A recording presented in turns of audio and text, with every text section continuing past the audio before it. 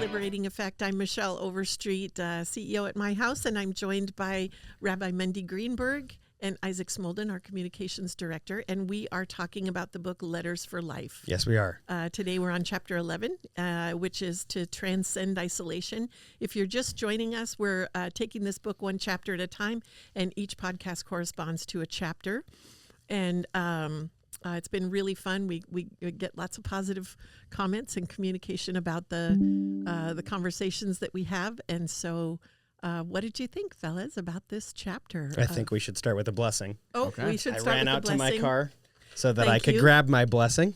I borrowed a blessing from you and put it in there earlier, Isaac. So I'll cover that another time.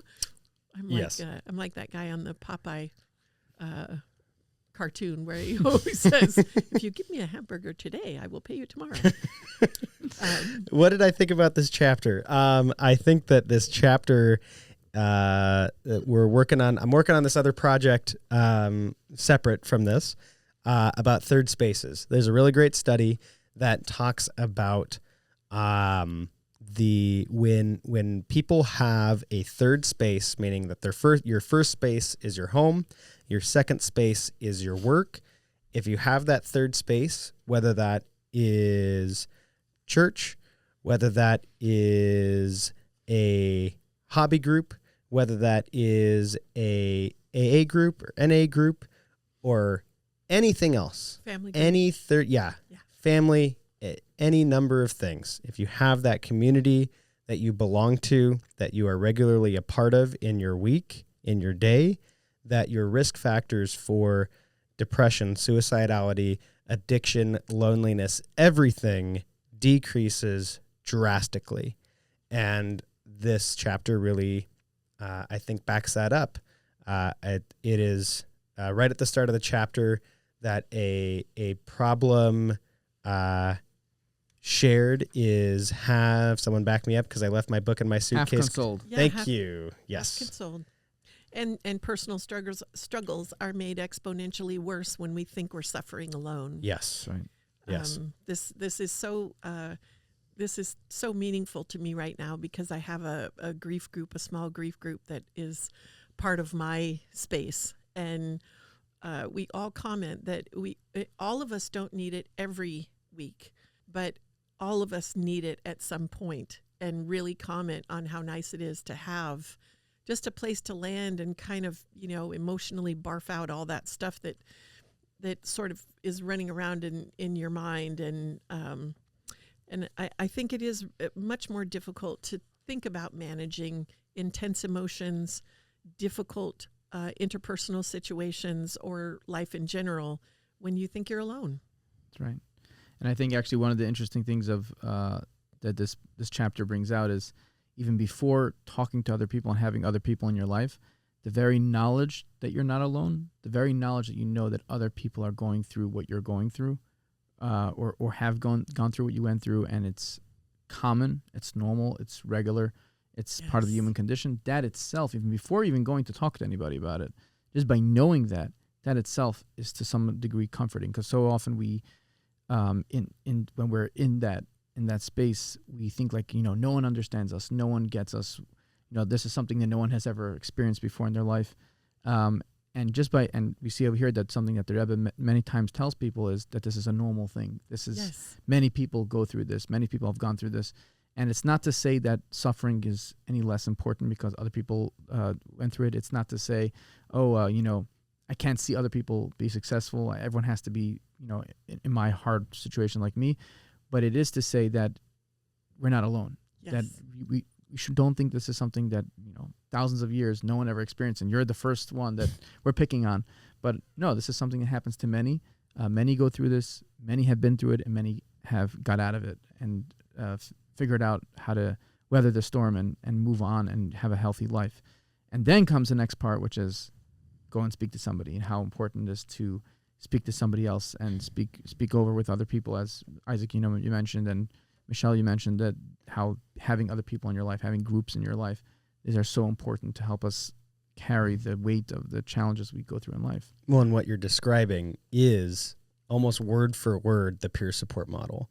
That is what we have seen have so much success in the recovery community, is that idea of the individuals that have that lived experience, that did survive, that did recover, are then able to, after they have, benefited from those services, benefited from those peers, they go behind them and reach their hand back and lead the next generation forward.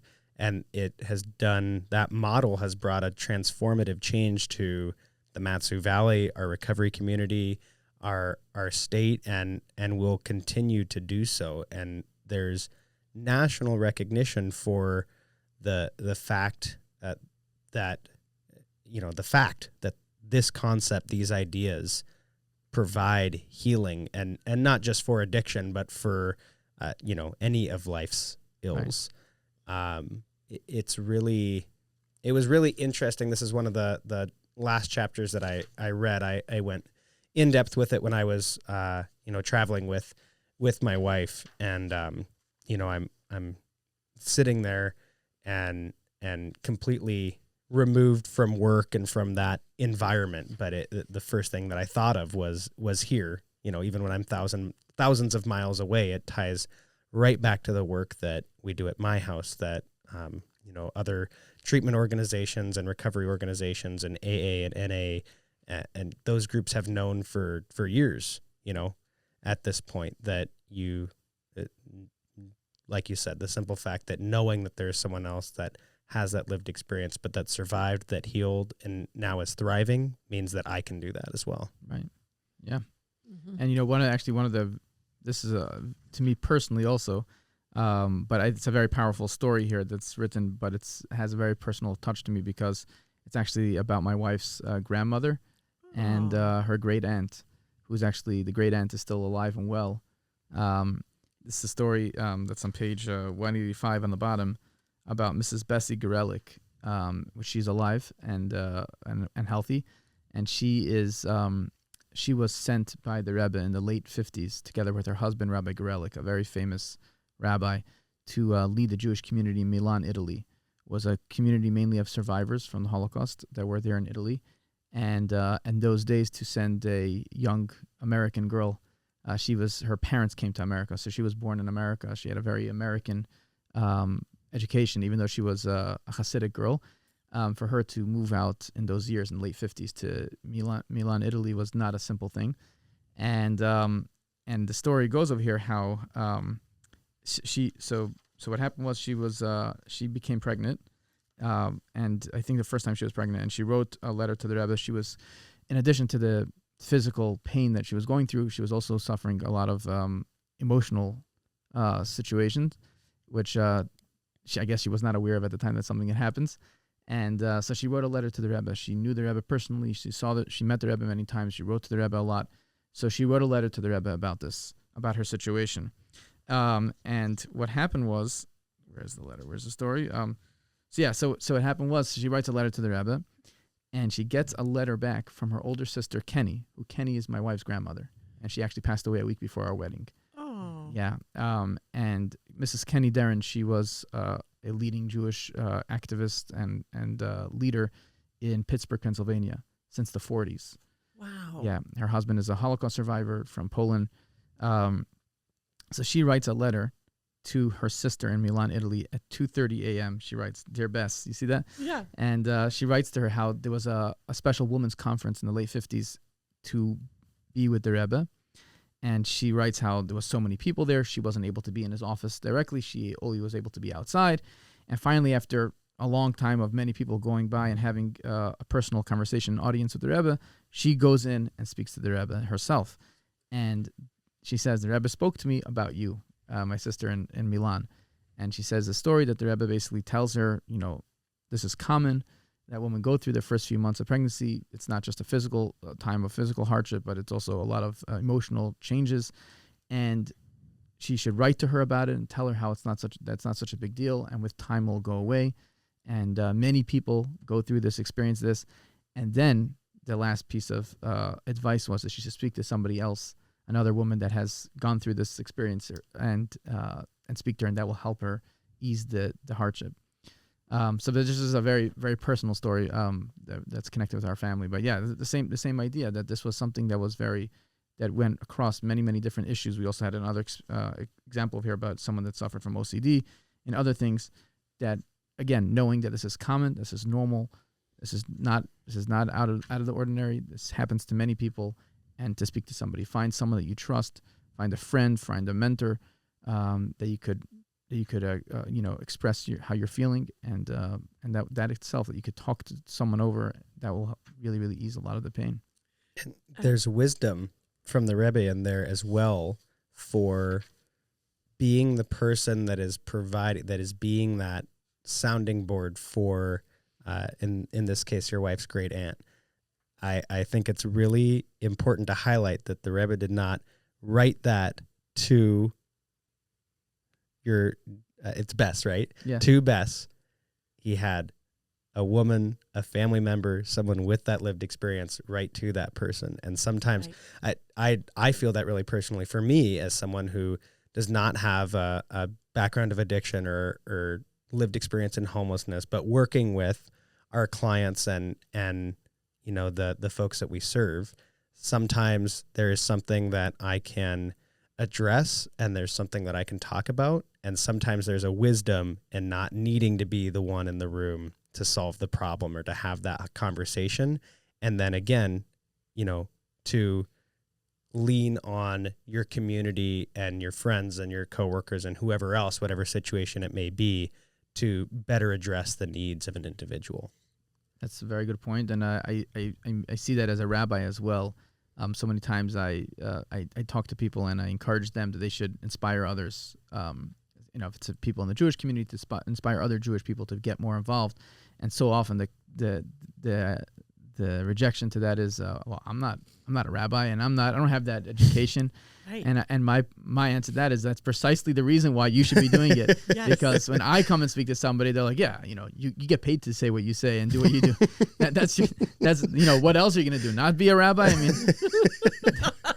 actually the Rebbe one time said this publicly. He said that one time parents came to the Rebbe for a very urgent issue. What was the issue? That their child does not want to engage much in secular studies and wants to fully throw himself into Torah study, into spiritual divine wisdom, and to excel in this in a very serious way. This is his dream. That's his passion. So the Rebbe looks at them and is like, is this an issue?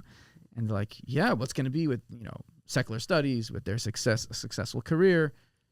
And the Rebbe's like, I don't understand why you're coming to me about this, because this is what I stand for. I'm a rabbi. I dedicated my life to this. And like, why would it? I don't even see the problem. Why would you think and they want the Rebbe to help him, that they should help them get their kid off this tree. Right, discourage them. So, and they tell him, well, obviously you're saying that you're the rabbi, but but we're regular people. So like, our son should be normal, not. Oh my gosh. Anyway, but yeah, so that's. That, on the contrary, many times, when you don't have, as you're saying, you're someone that, so to speak, you don't have that addiction experience, specifically someone that has those experiences, specifically someone that went through those hardships in life, that went through those struggles and, knows what it is firsthand. Other people are willing to listen to that so much more than someone has never been there, that never experienced that doesn't, that's quote unquote the one that's helping or, yeah. So yeah, 100%. Yeah, I think that one of the downfalls or pitfalls in this this sort of vein of thinking is that our natural tendency is to isolate when we start to have really significant challenges. That it's so much easier to go inside our own head and close the door to our home and not engage, and not reach out for help to anyone. And so I really enjoyed the pieces of this chapter that had so many different suggestions for where you could look for support. That, like you said, Rabbi Mendy, it's not just going to your rabbi. It can be going to a friend. It can be going to somebody with that lived experience, the peer support. It could be the person you sit down next to at the bus station, on the bench. And I really, that was really such a great reminder that pulling away, I have one child and I see her sometimes, if there's something that she perceives is not up to her standard, that she experiences, instead of saying, wow, isn't this interesting? Or this just happened to me. Her tendency is to pull away from everyone and isolate, and then later come back and say, I think I felt shame. And I don't do shame, right? I don't believe that that's healthy for anybody. We don't shame our clients. We try to remove that. I always say there's no love in shame. And I really feel like this sort of echoes that in some quiet way by saying, reach out, get help, talk to someone, make the connection, and then be there for others. That's right. That's part of the chapter as well. It talks about being there for other people. And it's just so healthy. It's all so healthy. And, you shouldn't carry all of that weight yourself. It's too much. We experience things, and I believe that we experience things in our lives for a purpose, a greater purpose. And sometimes the purpose is to understand that we don't carry it all ourselves, and we need a tribe. We need a people. And so I really appreciate that about this chapter, and I really like the way that it's written, for a person going through anything that you could list. There are many ideas for solutions, but also remembering to be the solution. That's right. And each chapter builds off of each other, and going back earlier in the book, sometimes some of the anecdotes shared, sometimes the solution to someone's internal problem can be that act of giving back and sharing and being part of a community, whether that's dancing at other people's weddings, or whether that is instructing younger children, or whether it's lighting candles with peace in your heart. There's a lot of actions and outward actions leading to internal peace and leading to kind of the answers becoming solved. We talk about that a lot here. We went through this with our project that we're working on right now. We have these various things that cost money, or that we need this piece of equipment for, and where's it going to come from, and blah, blah, blah. And recently we had the answer given to us in the form of, hundreds of thousands of dollars, and Connex is full of desks and equipment and kitchen equipment that would just, quote unquote, fell out of the sky. And so, yeah, when you're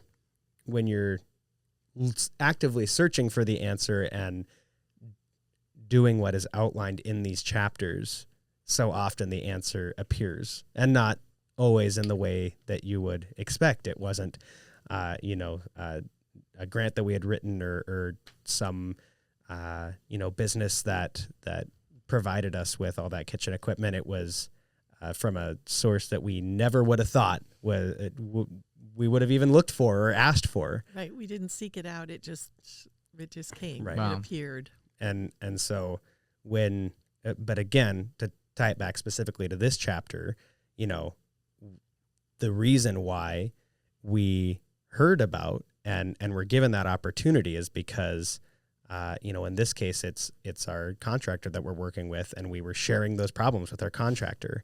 We're looking for this. We need this. We don't know how we're going to solve this right now. We're trying to fix it. And then because we had shared that with them, it didn't just fall out of the sky. We had talked with them about it, and they said, oh, well, there's this thing over here. Oh, who could use that? That would solve this problem. And boom, there it is. It only happens when you lean on your community, when you lean on the people around you and share those troubles and those burdens and the need for solutions for what you're facing. And a lot of times I think it's easy to feel like you're being a burden by doing that, or that, maybe there's some shame in that we don't have the answers. But I think more often than not, when someone comes to me, I'm not like, oh man, you should feel so much shame that you're coming to me for that. No, I just want to help them. And yet, when I'm asking someone for someone else, I have this idea that they don't want to do the same for me. In general, I think that as a community, as people, we are very willing to help others when they come to us with a need or share with us the troubles that they're experiencing. That's right. And I think one of the things is that when we're there for others, we are helped ourselves more than what we're giving to others. And it says there's a Mishnaic saying that says, I learned a lot from my teachers, I learned from my friends, from my students, I learned most of all. The fact that when we are giving, we're actually getting back, because it is the ones who are giving too that if it's a teacher student, the fact that we have to develop the ideas that we have in our mind and being able to communicate them to someone on a lower level intellectually than us in this field, that causes us to understand ourselves much better what we are saying. We know so much better.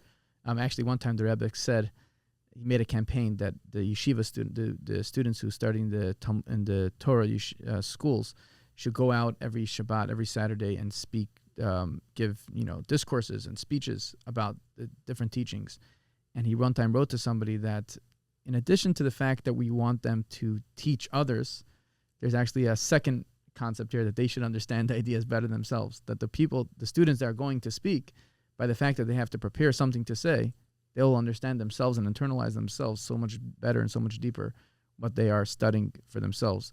And this is true in every type of situation that we are, quote unquote, giving to others. Like when we have the charity, the idea of the giving, the concept of giving charity every day, and it's also an emotional level and being there for people emotionally and mentally, and every other way. When we are giving, when we are helping, we are actually getting a lot back for ourselves, because it's refining ourselves, it's making ourselves more kind and considerate and elevated, more spiritual, more holy. So we're getting a lot back as well. Yeah. Yeah, expressing compassion. Mm-hmm. I think, when someone comes to you, it requires you to express compassion. But there's my favorite Bible statement overall is just love one another, right? Love one another. That's the bottom line of kind of what we're told. But the Rabbi also talks about take courage, encouraging people to be courageous. And I really love that.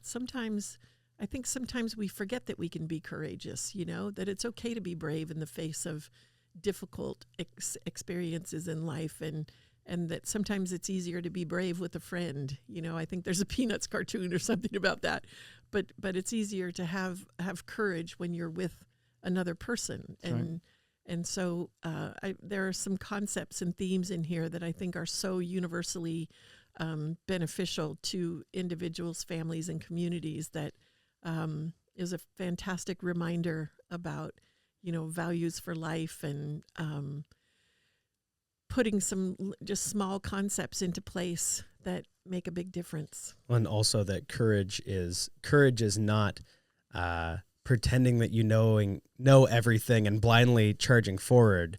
Courage is being willing to admit that you don't know everything, Yeah. and that you do need the support of those around you.